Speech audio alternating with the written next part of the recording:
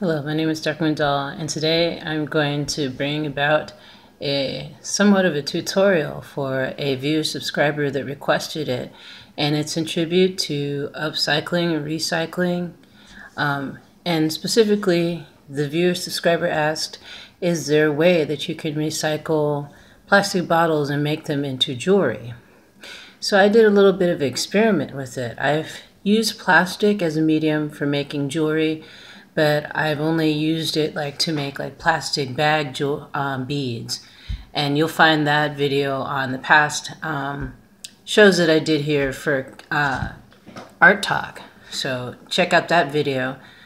I'll try to leave a link in the description below if I can remember to do that. But so basically what I did was this is basically an old, got some thread on there. This is an old canola oil bottle, plastic bottle that had canola oil in it. I washed it out, dried it, almost fell out of my hand. And basically what I did was I cut it into strips that look like this.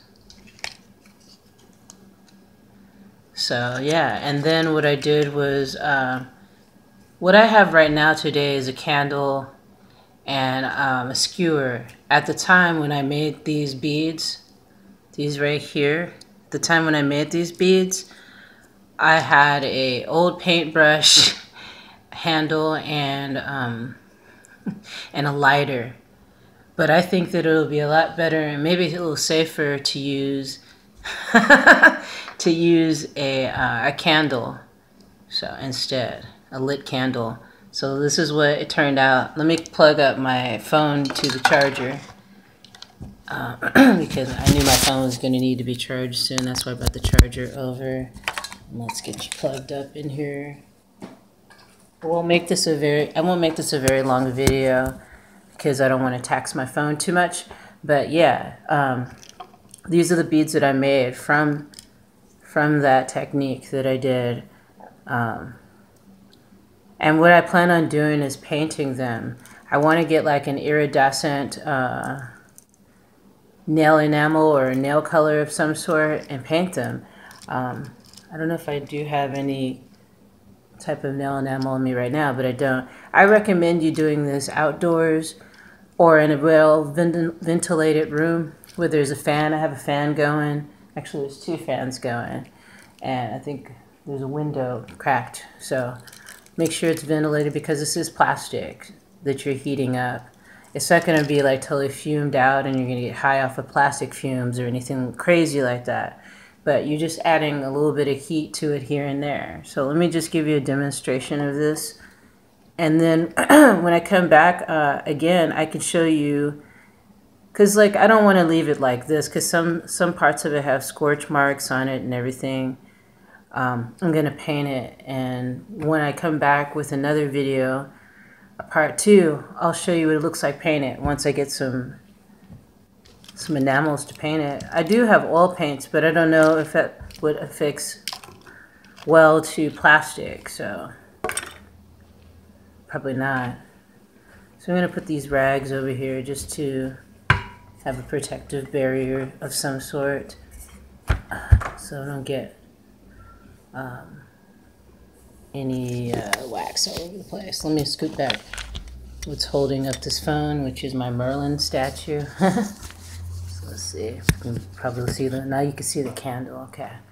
So now I'm going to light the excuse me. Clear my voice first. We have so many fires here in California, so if I'm clearing my voice, if I sound congested, that's why. The fires here are horrific here in California. So I'm going to light the candle. Maybe put good thoughts out to the people who are dealing with these fires directly. There's a cat hair on there. Don't want that on there. So yeah, basically what I did was I wrapped the strip of plastic around the skewer. Now, I don't suggest if you're a child to be doing this by yourself if you're watching. I would suggest you have parental, guidance, especially with a lit candle. But basically what I did was I wrapped it around like that and as much as I could, and then I put it to the fire to singe the plastic in place for a bead. So that's basically what I'm doing when I do that. So I haven't tried it with this method, with doing this plastic for the bead, but I'm sure that it'll be fine. The only thing about this is because this plastic is a lot thicker and it's a lot harder to bend. So you really have to keep a grasp on it or else it'll just unravel. So be really careful with what you're doing. This is definitely not a project for a child to be unassisted with. So you just wrap it and wrap it as much as you can, as tight as you can. And yeah, you have to like keep a firm grasp on it. If not, it just uncoils, and you're gonna have to melt it little by little and not try to be aggressive with it, because kind of like this. And try to keep your fingers out of the way of the fire. So this is kind of a dangerous, dangerous medium here, but it works. So I don't know if you can see what I'm doing, but I'm slightly singeing it so that it seals it. And then once I get the top part sealed, I'm going to turn it around and try to get the bottom part that I'm holding sealed. That's going to be the tricky part. So, and be careful, mind your fingers. If you want, you can even like have like a wet, damp towel to kind of pat the area that you lit, ran over the fire so that it can cool off a little bit. So it is definitely not a project that you would, like I said, hand over to a little kid, okay? And if you're a little kid, definitely go and get your parent and show them, and they can help assist you. So, because this is fire, I gotta relight it, hold on. So yeah, that's gonna be the hard part, is doing the bottom of it, the part that's you're trying to use to seal it. So just mind your fingers and do the best you can. See, now it's an actual bead kind of, but I gotta secure the bottom by melting the bottom. So that's gonna be the tricky part. Wish me luck. It was a little bit easier, I think, when I used the paintbrush, because the paintbrush, the width of it was wider, so it was probably a little bit easier. But we can do this, don't worry. Not to worry. Just have to be careful not to burn my fingers, because this is plastic and it'll be hot as you know what. So yeah, I think the lighter was a lot easier because I could control it a little bit better, the fire, how to aim the fire on there without melting my fingers off. So just get a little bit of fire on that part, just so I can melt it down so that it'll go flattened. I wouldn't suggest using your finger like I just did. So yeah, I think I want to use the lighter instead, because this is making it more difficult to do. But the candle is very romantic, right? Let's see, watch my finger. See what I mean? See? You can use a damp rag to pat it down onto there so it fuses. So it'll fuse on there to secure it.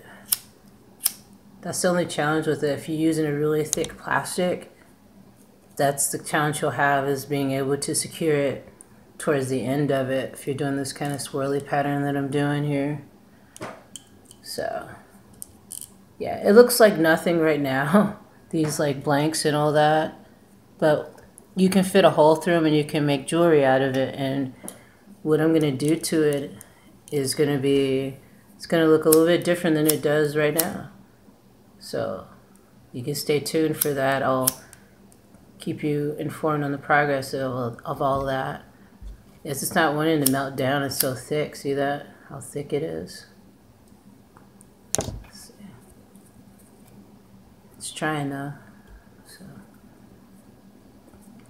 it's a really thick plastic. If you're using a thinner plastic, it might be easier to make beads with it in this method. You could probably even paper mache it down. Just thought of that just now. That would probably work if you paper mache it.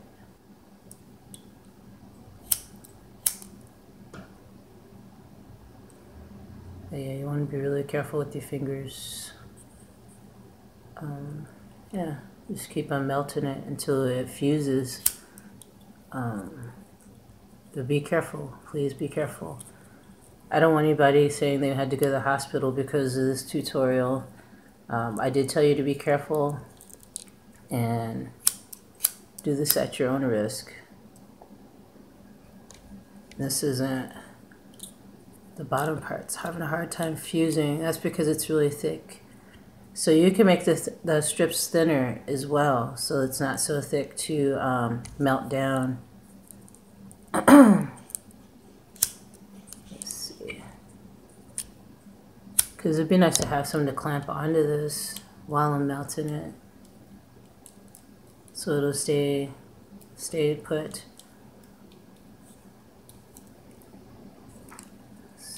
Let me try doing this on there really quick.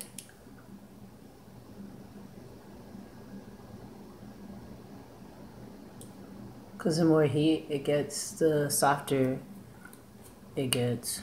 But now it's just kind of like, look at that, now it's just sticking out like that, which is the opposite of what I wanted to do. Let me see if I just kind of melt it down just in general.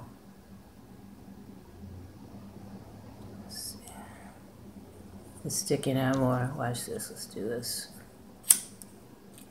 I know it's saying I need to not keep recording. My phone's telling me I need to stop. But look at this. See? You're melting it down so that way it can, so that it'll form the bead. It's hard to get this soft though. There we go. There we go. There we go. There it is. And then you can tap it down with a dampen drag. Yeah, you melted it down is what you've done. That's what you've done. Look at what you've done. What I've done. So kind of cool, right? But it's going to look even cooler when I add the appropriate things to it. So yeah, have a fan going if you're indoors and the window cracked, door open. Go outside if you can. So just thought I'd repeat that here and there. Repeat the importance of that.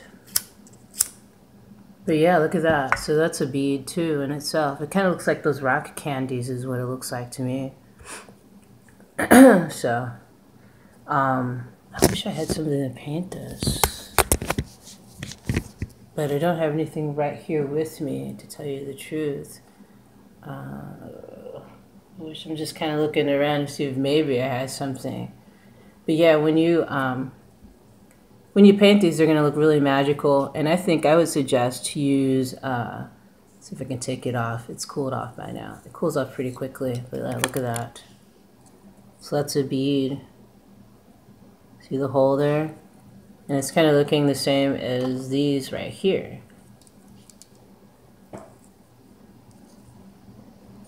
So when you put the, whatever you choose to paint these with, you can paint them with whatever you want.